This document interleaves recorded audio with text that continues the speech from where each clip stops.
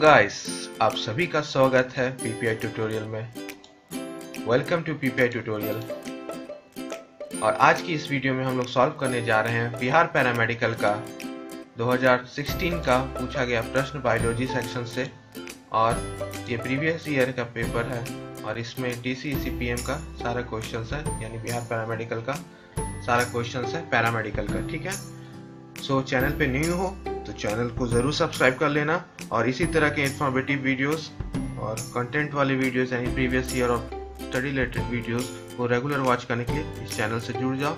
और प्लेलिस्ट में और भी वीडियोस हैं प्रीवियस ईयर्स के, तो जाके प्लेलिस्ट में भी आप लोग देख लो। पैरामेडिकल और पैरामेडिकल डेंटल का प्लेलिस्ट में भी पूरा डिटेल में एक्सप्लेनेट कर रखा हूँ, वहाँ पे भी जाके देखो। और साथ ही साथ डिस्क्रिप्शन बॉक्स के नीचे आपको इंस्टाग्राम, टेलीग्राम और FB तीनों का आपका लिंक दे रखा है। टेलीग्राम से तो ज़रूर जुड़ जाना, क्योंकि वहाँ पे आपको सारा क्लास के बाद PDF नोट्स वहाँ पे मिलते हैं, तो वहाँ जाके जुड़ जाना फॉर द नोट्स। और कोई भी ट्रिक्स और न्यूज़ वहाँ पे ही मिलता है टेलीग्राम चैनल में, तो डिस्क्रिप्शन बॉक्स में आपका लिंक है नीचे। ठीक है, सो चलिए इस वीडियो को शुरू करते हैं। सो आज का आपका पहला प्रश्न ये है कि टिकोइक अम्ल यहाँ पर उपस्थित होता है, यानी teichoic acid is present here. So your options are, पहला ऑप्शन है आपका ग्राम नेगेटिव जीवाणु की कोशिका भित्ति में, यानी cell wall of gram negative bacteria. B विषाणु यानी वायरसेस। सी ग्राम पॉजिटिव विषाणु की कोशिका भित्ति में, यानी cell wall of gram positive bacteria. And D is पादप कोशिका की भित्ति में, यानी प्लांट सेल वॉल। तो आपको बताना है टिकोइक एसिड कहाँ प्रेजेंट होता है। तो ये बहुत इजी प्रश्न है और ये किस चैप्टर से पूछा गया है ये आप लोग एक बार गेस करने की कोशिश करो। ये आपका पूछा गया है टिकोइक एसिड, ये आपका पूछा गया टिकोइक एसिड आपका चैप्टर नंबर यानी किंगडम मोरेना से है, क्लास 11th का। क्लास किंगडम यानी बायोलॉजिकल क्लासिफिकेशन से है, किंगडम मोरेना के ऊपर, मोनेरा के ऊपर। ठीक है, यानी प्रोकार्योट्स के ऊपर ये सवाल है, प्रोकार्योट्स। एक बार क्लास के एनसीईआरटी को एक बार रिफर कीजिए, वहां से ये प्रश्न पूछा गया टिकोइक एसिड कहाँ उपस्थित है। तो इसका करेक्ट आंसर होगा आपका सी। रीजन क्या है, क्योंकि ये ग्राम पॉजिटिव के बैक्टीरिया में पाया जाता है। आंसर सी होगा करेक्ट आंसर। क्यों, इसका रीजन ये है कि आपका ग्राम पॉजिटिव बैक्टीरिया के ही कोशिका में पाया जाता है, ग्राम पॉजिटिव के बैक्टीरिया के पॉजिटिव में ही पाया जाता है। ठीक है, और रीजन क्या है, क्योंकि इसके बहुत सारे एग्जाम्पल्स हैं और मैं आपको एक एग्जाम्पल्स इसी पे बेस्ड क्वेश्चंस भी करवाऊंगा आपका सेल वॉल के ऊपर कि किसमें प्रेजेंट रहता है। ठीक है, टिकोइक एसिड। तो एक और क्वेश्चन इसमें करवाऊंगा, तो ग्राम पॉजिटिव का ही में पाया जाता है और एक एग्जाम्पल्स के माध्यम से मैं आपको समझाऊंगा। तो आपका क्वेश्चन एक और है यहाँ पे। क्वेश्चन ये है कि जो ये सेल वॉल है, टिकोइक एसिड किस में प्रेजेंट रहता है, टिकोइक एसिड सेल वॉल किसके, टिकोइक एसिड किसके सेल वॉल में प्रेजेंट रहता है। तो योर ऑप्शंस आर, अच्छे से देखिएगा ऑप्शंस, बैक्टीरियोफेज, बैक्टीरियोफेज। दूसरा है आपका ऑप्शंस माइकोप्लाज्म, माइकोप्लाज्म। ये सारा बायोलॉजिकल क्लासिफिकेशन बहुत इंपॉर्टेंट चैप्टर है, चैप्टर नंबर 2 क्लास 11 का। एग्जाम्पल्स तो बहुत इंपॉर्टेंट है, एग्जाम्पल्स मत छोड़ना। मैं शुरू से हर वीडियोस में कह रहा हूँ और प्रीवियस वीडियोस में भी जाके प्रीवियस ईयर्स का देखो, बहुत सारे क्वेश्चन बायोलॉजिकल क्लासिफिकेशन है। और बाकी वीडियोस भी जाके प्लेलिस्ट में ज़रूर देखिए। ठीक है, आइए थर्ड ऑप्शन हो गया नोस्टैक और चौथा है निमोनोकोकस, निमोनोकोकस। तो आपको बताना है सेल वॉल के किस में टिकोइक एसिड प्रेजेंट रहता है। तो बैक्टीरियोफेज, माइकोप्लाज्म, नोस्टैक, निमोनोकोकस। तो आपका करेक्ट आंसर 4 होगा, निमोनोकोकस। आइए देखते हैं कैसे।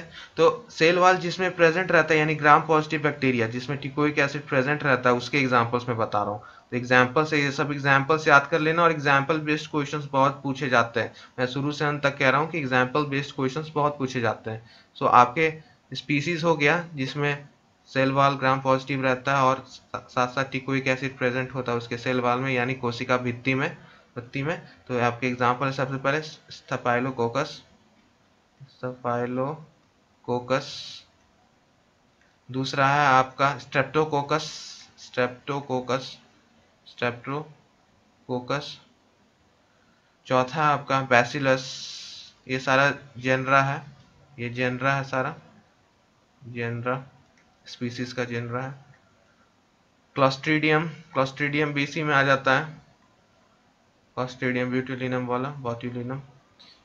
और निमोनोकोकस, निमोनोकोकस, ये सारा आपका एग्जांपल्स है ग्राम पॉजिटिव बैक्टीरिया का जिसमें टिकोइक एसिड प्रेजेंट होता है। तो इसका नोट्स में लिख लेना, इस चैप्टर्स का जब प्रीवियस ईयर का नोट्स बनाना तो ये भी लिख लेना। तो इस टाइप से 2 क्वेश्चंस यहाँ पे बेस्ड हो गया। तो इतना एग्जांपल्स है, हो सकता है कि इस बार से पूछा है कि किस में प्रेजेंट रहता है ग्राम पॉजिटिव बैक्टीरिया में, हो सकता है एग्जाम्पल दे दिया, जैसे यहाँ पे दे रखा है कि आपको बताना है, 4 दे रखा है, आपको बताना है कि इसमें प्रेजेंट होता है। तो एग्जांपल्स भी आपको याद रखने हैं, staphylococcus, streptococcus, bacillus, clostridium, pneumococcus, these are all the examples of the gram positive bacteria which contain the teichoic acid, which have the teichoic acid in their cell wall. So this is the basics of biological classification what we have studied in chapter 2. So you have to study chapter 2 thoroughly with the examples, and when you will study all the examples, then you can score a good marks in the paramedical exam. So you have to be very careful when you read NCERT, especially for the chapter number 1, 2, 3 and 4. Not chapter number 1, but for 2, 3 and 4 you have to read and have to remember all the examples, because from there example based questions are always asked. ठीक है, तो उसके लिए आपको example based questions के लिए हमेशा chapter number 2, 3, 4 class 11 से अच्छे से होने चाहिए। जिन स्टूडेंट्स एग्जाम्पल्स पे कमांड कर लेते हो chapter number 2, 3, 4 they can solve easily. ठीक है, नेक्स्ट क्वेश्चन पे चलते हैं।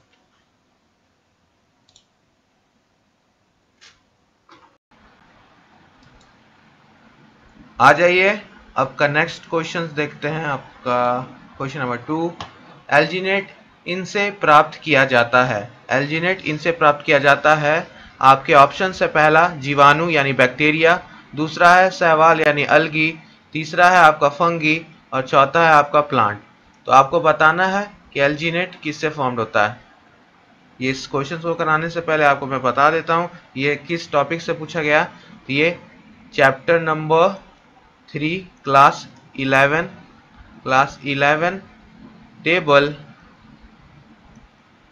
3.1 यहाँ से पूछा गया आपका ये प्रश्न। ठीक है, चैप्टर नंबर 3 क्लास 11 टेबल 3.1। तो इस क्वेश्चंस को, इस टॉपिक को अच्छे से कर लेना, ये बहुत वीवीआई है आपके लिए, एग्जामिनेशंस के लिए वीवीआई टॉपिक है, टेबल है। यहाँ से प्रश्न आपसे पूछे जाते हैं क्लोरोफाइसी, रोडोफाइसी और आपका क्लोरोफाइसी के ऊपर। तो तीनों क्लोरो, फेनो और आपका रोडोफाइसी तीनों इंपॉर्टेंट है। ठीक है, तो आइए इसको पहले डिटेल में देख लेते हैं, क्योंकि हर क्वेश्चन को हम लोग यहाँ पे डिटेल में डिस्कस करते हैं। टिक लगाने वाला काम नहीं करना हमें।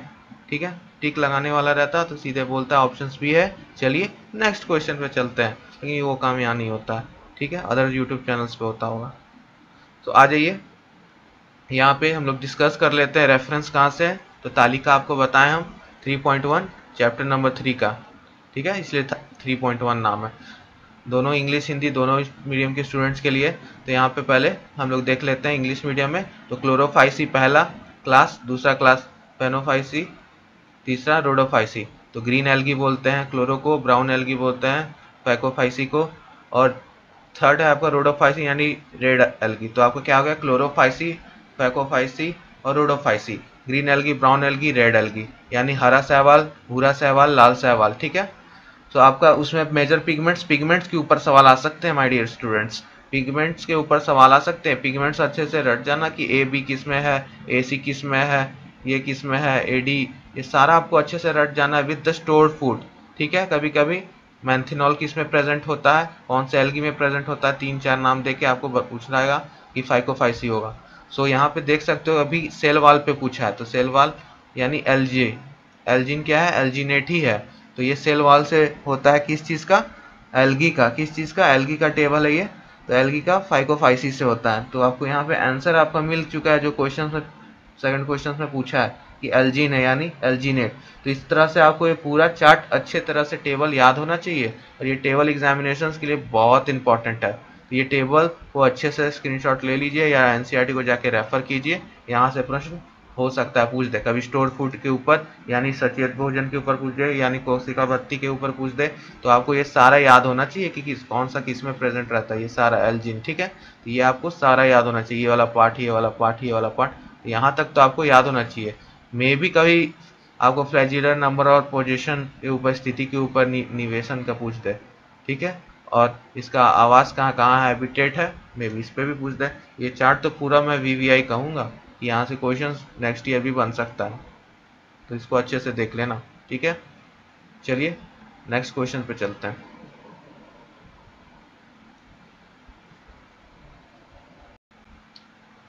आइए नेक्स्ट क्वेश्चंस को देखते हैं। Question number 3। क्वेश्चन नंबर 3 आपसे पूछा जा रहा है कि एफेटेरिन इससे प्राप्त किया जाता है। तो ephedrine is derived from, and your options are सवाल, कवक, gymnosperm and D is yeast. तो आपको बताना है किन से किया जाता है, तो एल्गी, फंगी, जिम्नोस्पर्म या यीस्ट से। तो ये क्वेश्चन को डिस्कस करने से पहले मैं आपको बता देता हूँ कि किस चैप्टर से पूछा गया है। तो ये है आपका क्लास 11th का चैप्टर नंबर 2 का प्रश्न, जो कि बायोलॉजिकल क्लासिफिकेशन से है। बायोलॉजिकल क्लासिफिकेशन बहुत इंपॉर्टेंट चैप्टर है, इसको डिटेल में कर लीजिए, यहाँ से एक प्रश्न जरूर मिलेगा हर साल। तो ये क्लास वहाँ का है, तो इसका करेक्ट आंसर जिम्नोस्पर्म होगा। और क्यों होगा ये हम लोग देख लेते हैं। तो जिम्नोस्पर्म यानी प्लांट्स भी कह सकते हैं इसको हम लोग, प्लांट्स। तो जिम्नोस्पर्म कैसे होगा आपका आंसर। तो ये आपका जो एफेटेरिन है वो क्या है, प्लांट्स के लिए वैसे ही काम करता है जैसे हमारे बॉडी में एड्रेलिन काम करता है ना। एड्रेलिन हमारे बॉडी में क्या करता है, triple F, fear, flight and flight. तो आपको यहाँ पे ये फियर, फ्लाइट एंड फाइट तीनों चीज कराता है। वैसे ही एफेटेरिन प्लांट्स में वर्क करता है, प्लांट्स में भी इसका वही बायोलॉजिकल वर्क है जैसे एड्रेलिन हमारे बॉडी में करता है। ह्यूमन बॉडी में जैसे काम करता है एड्रेलिन, वैसे ही एफेटेरिन आपका प्लांट में काम करता है। तो ये प्लांट में काम करने वाला है। ये जीनस आपका किससे आता है, जेनस, इसका जीनस है आपका एफेड्रा। एफेड्रा जीनस के अंदर ये आता है सारा, ठीक है। तो ये डिराइव वहां से किया गया, एक तरह का एल्कोलॉइड है। क्या है, एल्कोलॉइड, क्या बोलते हैं इसको, एल्कोलॉइड। ये एक तरह का एल्कोलॉइड है, ठीक है। तो ये आपका बेसिक हुआ, ये चैप्टर नंबर 2 बहुत इंपॉर्टेंट है, इसको अच्छे से करना। चलो अब हम लोग चैप्टर क्वेश्चन 4 पे चलते हैं। नेक्स्ट, चलिए अब नेक्स्ट क्वेश्चन देखते हैं। नेक्स्ट क्वेश्चन नंबर 4 आपसे पूछा जा रहा है, यह एंजाइम प्रकृति में सर्वाधिक मात्रा में पाया जाता है। तो यह एक एंजाइम है जो कि सर्वाधिक मात्रा में, सबसे ज्यादा अमाउंट में प्रकृति में पाया जाता है। तो this enzyme is found in the highest amount in nature. Your options are amylase, invertase, rubisco and DNA polymerase. तो ये बहुत ही इजी प्रश्न है जो कि आपको पूछा गया है, मैं डायरेक्ट बता रहा हूँ, डायरेक्ट रेफरेंस एनसीईआरटी का 13.9 यानी क्लास 11th का एनसीईआरटी का 13.9 में चले जाइए। दूसरा पैराग्राफ का पहला ही लाइन आपसे वहां पूछा गया है कि rubisco is the most abundant enzyme in the world. फिर उसके बाद उसको एक्सप्लेन किया गया। तो ये पहला ही है, जाके देखिए 13.9 एनसीईआरटी खोलिए, हिंदी इंग्लिश जो भी आपके पास है एनसीईआरटी उसको खोलिए, चेक कीजिए, वहां पे एकदम डिटेल में एक्सप्लेनेशन किया है। तो 13.9 चैप्टर नंबर 13 से आपका पूछा गया है, photosynthesis in higher plants chapter का नेम है। तो इसका करेक्ट आंसर आपका रूबिस्को होगा करेक्ट आंसर। जान लेते हैं क्यों होगा रूबिस्को। तो रूबिस्को होने का कारण है आपका कि रूबिस्को आपका कहाँ से पूछा है, तो आपका जो होता है कार्बन फिक्सेशन वहां पे है, कार्बन फिक्सेशन ये वहां से पूछा गया, ठीक है। सो क्या होता है कि ये एंजाइम है जिसका नाम क्या है, रूबिस्को का फुल फॉर्म लिख दे रहे हैं, रूबिस्को का फुल फॉर्म लिख दे रहे हैं। Rubisco means रूबिलोज 1-5 bis phosphate carboxylase / oxygenase. तो इसका मतलब हो गया carboxylase and oxygenase, that means rubisco. Rubisco क्या है कि ये हर प्लांट में पाया जाता है, ठीक है। क्योंकि कैल्विन साइकिल जो होता है, कैल्विन साइकिल का भाग है, कैल्विन साइकिल यानी इसको हम लोग क्या बोलते हैं, C3 साइकिल भी, और एक और नेम है इसका डार्क रिएक्शन। डार्क रिएक्शन, ये भी इसका नाम है। तो केल्विन साइकिल्स पे प्रश्न है, कार्बन फिक्सेशन का प्रोसेस है उस पे। सो आपका रुबिस्को मोस्ट अबंडेंट प्रोटीन है, मोस्ट अबंडेंट प्रोटीन जो कि पाया जाता है एवरी प्लांट, जो भी फोटोसिंथेसिस करती हैं सब में पाया जाता है as a form of proteins. तो ये आपका molecular synthesis through the Calvin cycles का पार्ट में आता है ये आपका। तो ये था आपका detail explanation of the question number 4। चलिए now we will move to the question number 5।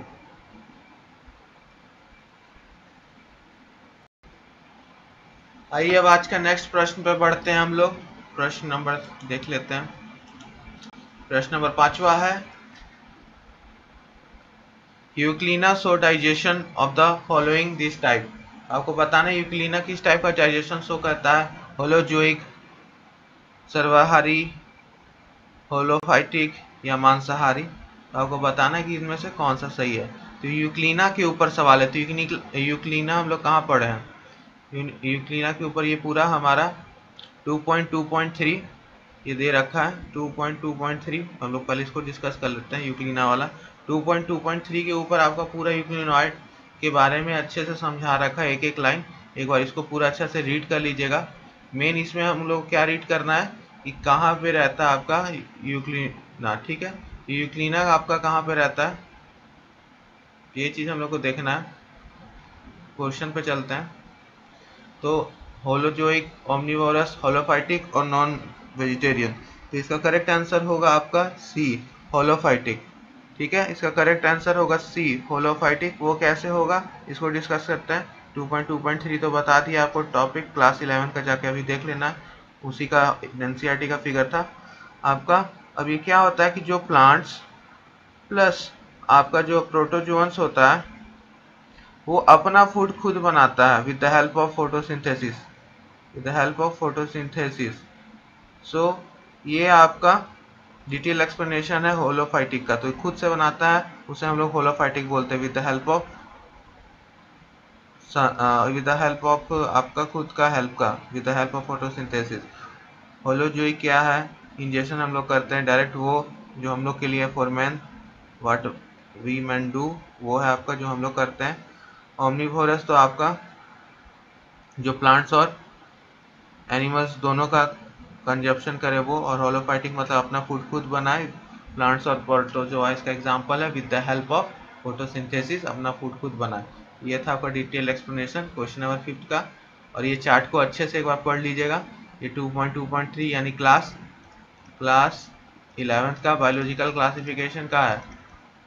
Chapter number 2 बहुत इंपॉर्टेंट है, बार बार कह रहा हूँ, जब हर वीडियो में कहूँगा जब तक आप पढ़ने ना लगो। Chapter number 2 biological classification class 11 for the paramedical. चलिए नेक्स्ट क्वेश्चन पे चलते हैं।